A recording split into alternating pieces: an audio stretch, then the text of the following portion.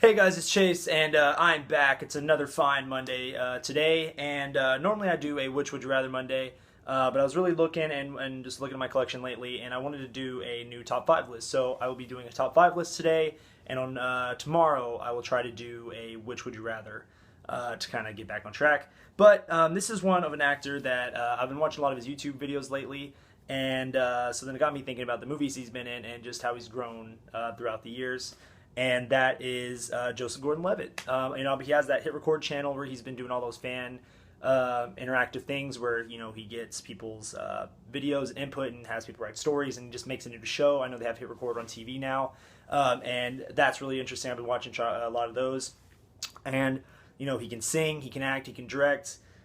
He can write. He just does a lot of things, and overall, he seems like a very cool guy, very stand-up guy, and he seems very humble. And so that's why I wanted to try to do something for him in this video. So the no particular order in these movies, and I have a lot more Joseph Gordon-Levitt movies than I really thought I did. But I went on ones that I watched and actually enjoyed, and they just that's it. So it'll start us off, and we'll get going.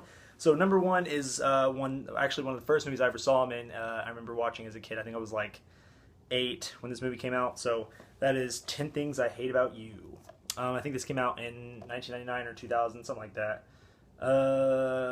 Can't quite find it, but yeah, something like that. And this is when he was starting to stand out a little bit from Third Rock. He did really well. I know in this one he's more of a supporting kind of background actor because the main story is with Heath Ledger and Julia Stiles, but he does really well, and I think his story, was very important there, and he had a lot of memorable scenes in there. So there's that. Number one, 10 Things I Hate About You. The next one is one that, again, when he was kind of still kind of branching off, and that is 500 Days of Summer. This movie is really, really depressing, but it also has a very good message with it. It's about when he meets this girl named Summer, and it's their kind of 500 days together. It's kind of the beginning of the relationship, how they meet, to the end of the relationship, and just kind of how he handles it, and just everything he does after that. This is one of the best kind of smaller produced films I remember watching with him in it, and just in general. Their music's very great. Zooey Deschanel did really good, and there's a scene in here where Joseph Gordon-Levitt just starts dancing, and he looks in the mirror and he sees Harrison Ford and just winks, and it's just the funniest thing I've ever seen. So 500 Days of Summer. Next is one that I saw in theater like 3 times, and it's still a really great movie to me, and a lot of people now that it's been out for a while, it's kind of losing that new car smell. So it's Inception. It's been out for about 4 years now, and a lot of people are kind of getting that thing where it's like, well, it was shit, it was this, it was this, it was that. But I actually watch it, and I'll stand up for it every time. But it's Christopher Nolan, and I think with this one, the whole time I was watching it, I don't know if anybody else got this vibe, but I was thinking if Heath Ledger was still alive, he would be a good fit for Joseph Gordon-Levitt's character.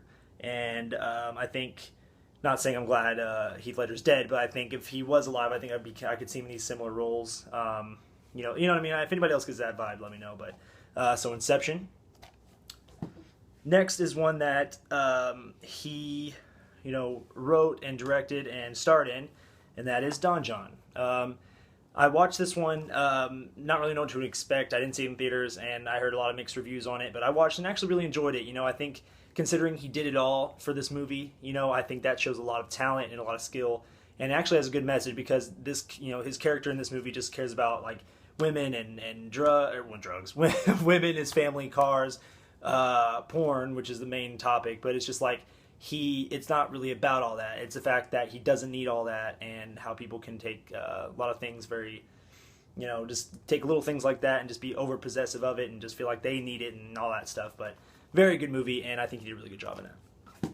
And last one is one that, again, very mixed reviews, but I enjoyed it. It's fun to watch. Was it perfect? No, but I do really like it, and that is The Dark Knight Rises. And I think his character in that movie did really well. They set it up for him to be Robin, which is really cool, and I think he just did really good because, honestly, Batman, when he's off doing his thing, they're focusing on Joseph Gordon-Levitt in Gotham, and I think he showed that he could hold his own in that movie. So hopefully he has a role in kind of superhero films later on. I think he would be really good in it.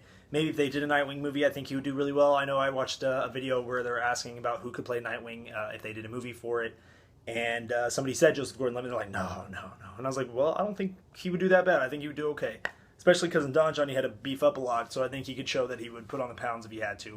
But yeah, so thank you guys for watching. This is a quick, well, I'll say quick, but about 5-minute long, top 5 Joseph Gordon-Levitt movies. Do comment down below your favorite movie of his or anything he's done. And tomorrow will be a Which Would You Rather, since I didn't do one today. And thank you guys. Give this video a thumbs up. Of course, hit that subscribe button, and we will see you tomorrow for Which Would You Rather.